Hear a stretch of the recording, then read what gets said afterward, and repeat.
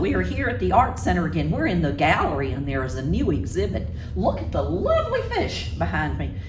No matter how old or young you are, you would love this exhibit. It's got so much color, it would brighten your day to come down and see it.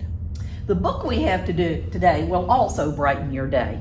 It's one of my very favorites. It's called The Fantastic Flying Books of Mr. Morris Lesmore. And there is Mr. Morris Lesmore sitting right there.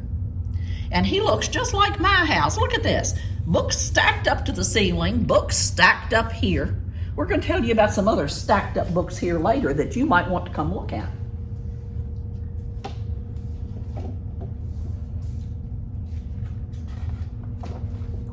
Fantastic Flying Books of Morris Lesmore, written by William Joyce, illustrated by William Joyce and Joe Bloom. And the art in this book is beautiful, much less it's all about flying books. Morris Lesmore loved words. He loved stories. He loved books. His life was a book of his own writing, one orderly page after another. He would open it every morning and write of his joys and sorrows, of all that he knew and everything that he hoped for. You know, all our lives are books that we have to write. Oh, look what a difference in the page. It's gotten dark, but every story has its upsets. One day the sky darkened, the winds blew and blew. Poor Mr. Lesmore blew too. He's way over here. Till everything Morris knew was scattered, even the words of his book. Look at all the letters flying through the air. His house is upside down. Oh, goodness. He didn't know what to do or which way to go, so he began to wander and wander. Then a happy bit of happenstance came his way. Rather than looking down, as had become his habit, Morris Lesmore looked up. Drifting through the sky above him, Morris saw a lovely lady. She was being pulled along by a festive squadron of flying books. Look, even her skirt has letters on it. Morris wondered if his book could fly, but it couldn't. It would only fall to the ground with a depressing thud. The flying lady knew Morris simply needed a good story, so she sent him her favorite. The book was an amiable fellow and urged Morris to follow him. Do you know who that is? I think it's Humpty Dumpty, but I can't figure it out. I believe it is, though. You look. So Morris is going to follow the book. Let's see what he does. Ho, ho, ho. The book led him to an extraordinary building where many books apparently nested. I think you and I might call that a library, but we'll see. Oh, looks like one. Morris slowly walked inside and discovered the most mysterious and inviting room he had ever seen. It was filled with the fluttering of countless pages, and Morris could hear the faint clatter of 1,000 different stories, as if each book was whispering an invitation to adventure. Then his new friend flew up to him and landed on his arm. It held itself open, as if hoping to be read. The room rustled to life, and so Morris's life among the books began.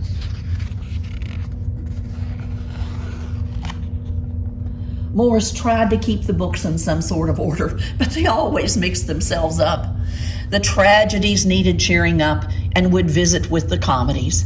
The encyclopedias, weary of facts, would relax with the comic books and fictions.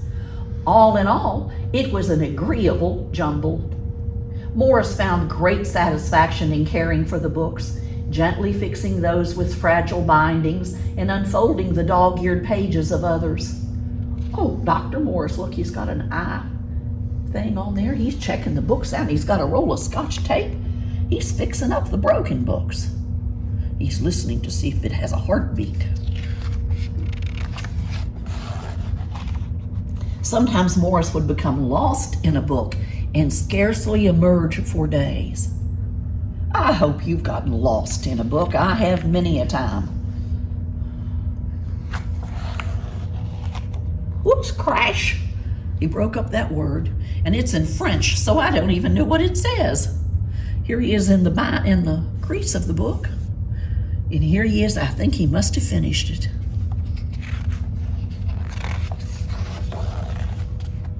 Morris liked to share the books with others. Sometimes it was a favorite that everyone loved, and other times he found a lonely little volume whose tale was seldom told.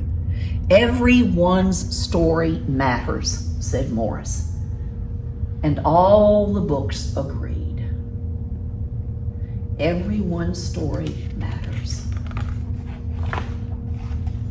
At night, after all the stories that needed telling had been told, and everyone had settled down to their proper places on the shelves, the great big dictionary would get in the last word. Zzz, like somebody snoring. It was then that Morris Lesmore would once again write in his own book. He wrote of his joys and sorrows, of all that he knew and everything that he hoped for.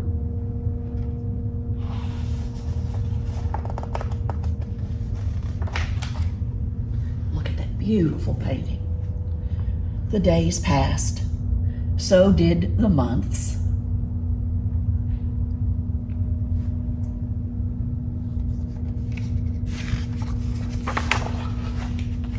And the years.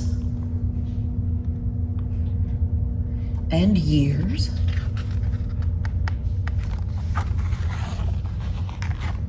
And Morris Lesmore became stooped and crinkly.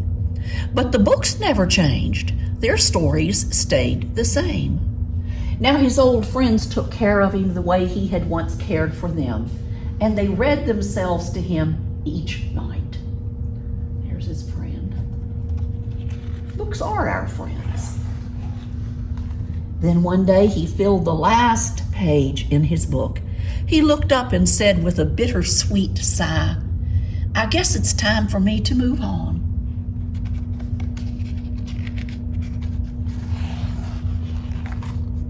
The books were sorry, but they understood. Morris put on his hat and took his cane. As he went to the door, he turned and smiled, then waved goodbye. "I'll carry you all in here," he said, and he pointed to his heart.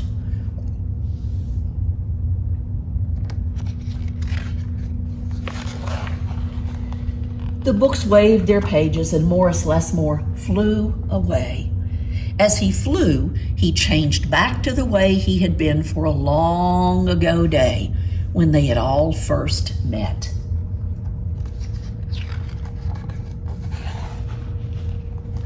The books were quiet for a while. Then they noticed that Morris Lesmore had left something behind. It's his book and his oldest friend. Inside was Morris's story, all of his joy and sorrows, all that he knew, and everything that he hoped for.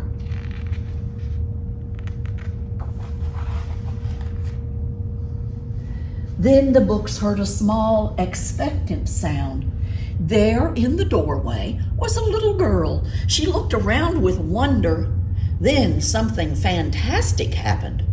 Morris Lesmore's book flew up to her and opened its pages, and the girl began to read. And so our story ends as it began, with the opening of a book.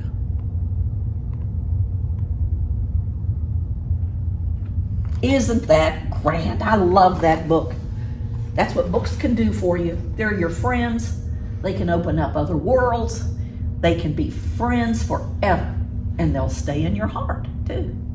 We have a lovely collection of books here that we would like for you to come look at. And these are 3 of the books that you might want to come look at, or your mother or your grandmother. Here's one called The Museum of Art. And there are beautiful paintings in here and stories about all. There's a lovely lady with jewelry all over. You know, even if you can't read the words, you could come get these and just look at the pictures. Here's a gallery of modern art. Many people don't like modern art. It's a little different, but the stories in here, the books, the pictures would be marvelous for anybody to enjoy. Look at that. You could sit and make up a story just to go with that one painting. And the other one was Impressionist painting. Oh, they're my favorites. That lady looks like she's carrying a book, but I don't think it is. And this book has well, look at that. There is a lady reading by a painter called Renoir. That would be lovely for you to see. And here's an outdoor scene. That looked like our own county, doesn't it, on a beautiful summer day. Please come down and go through the bookshelf. You can sit. Somebody can look at the gallery. Somebody can look at the books. And maybe you'll find one you want to take home to be your friend. Join me next time.